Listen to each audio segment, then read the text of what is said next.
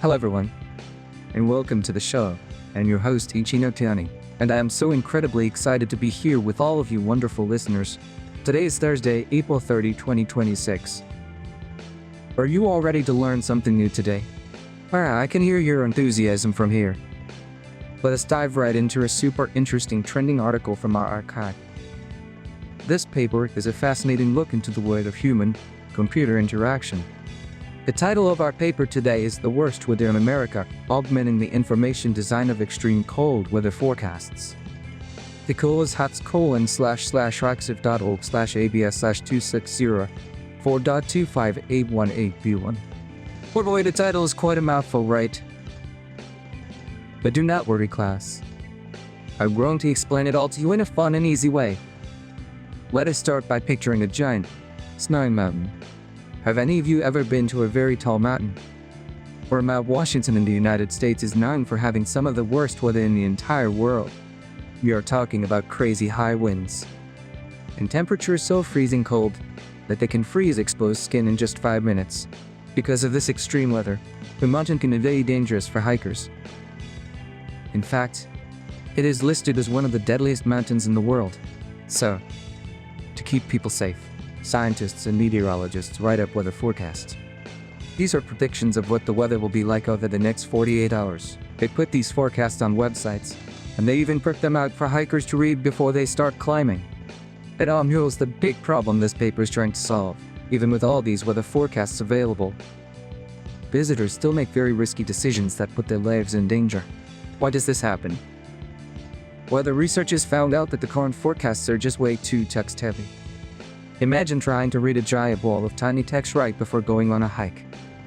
Most people just skim through it, or they completely misunderstand how dangerous the numbers actually are. If you read that the wind is blowing at 70 miles per hour, you might just think, it is a bit windy today. You might not realize that up on a mountain with no trees, that kind of wind makes it almost impossible to even walk upright. So the brilliant researchers of this paper decided to try something completely different. They held a workshop with park rangers, weather experts, and everyday hikers. They all brainstormed ways to make the weather forecast easier to understand. And do you know what they came up with? Yes, they decided to use simple, colorful pictures, which we call icons. We designed a set of color-coded hazard icons to act as quick visual summaries of the weather. They used standard scales, like the Beaufort scale for wind, and colored these icons so people could instantly see if the mountain was safe or dangerous. Now let's compare this amazing new technology with older methods. Usually, our weather forecast gives you long paragraphs of descriptive text, or maybe complicated charts with squiggly lines that only a scientist could easily read. These old methods require high graphical literacy, which is a fancy way of saying you need special training to understand them. But with this new design, the researchers are giving us an overview first. By simply looking at a bright red icon with a snowflake, our brain immediately says, wait a minute, this is very dangerous. When they tested this with over 100 people on the internet, they found that adding these icons actually increased how risky people thought the mountain activities were. That means the icons worked. They made people stop and think, instead of just ignoring the danger. But the researchers also had to be very careful. When you are dealing with human lives, you cannot just make wild guesses. We had to balance making the icons easy to understand, while also remaining true to the actual science of meteorology. They followed a very important rule in design, which is first do no harm. If they made the forecast too scary when it was actually a nice day, people would stop trusting the forecast completely. So they made sure these icons only used actual data from the weather station, or did not rely on the personal opinions of the forecasters. Now, class, let us think about how this concept of visual hazard summaries could be applied to our everyday lives. I have 3 specific application examples to share with you. First, think about a navigation app you use in your car.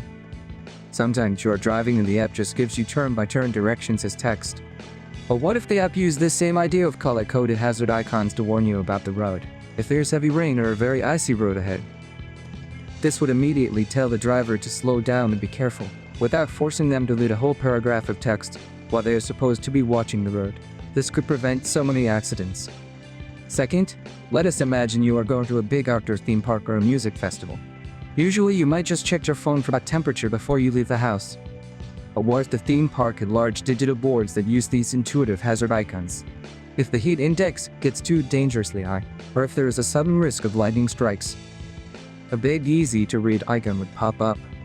Even young children or people who speak different languages could look at that picture and know instantly that they need to find shade or go indoors. It completely breaks down the language barrier and makes safety information accessible to absolutely everybody. Then, think about smart home displays, like the little screens you might have in your kitchen or by your front door. Before kids head out to walk to school, or before an elderly grandparent goes for a walk, they could check the screen. Instead of just saying it is -5 degrees outside, the screen could show a warning icon about severe wind chill, perhaps a blue freezing face icon.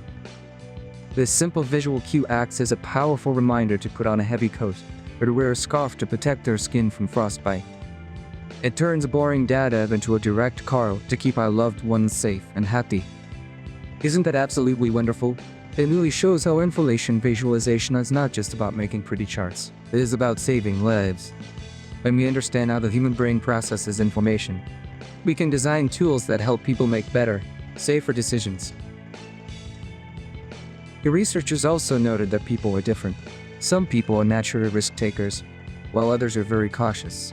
So, the best design provides those simple, eye-catching icons first, but still keeps the detailed text available for the experts who need to know exactly how much snow is going to fall. I just love how this paper brings together computer science, and psychology, and even ethics.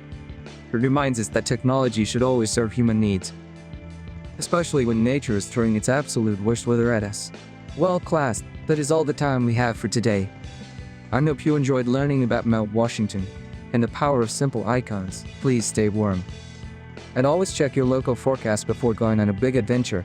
Thank you for listening, and I will see you next time on the radio.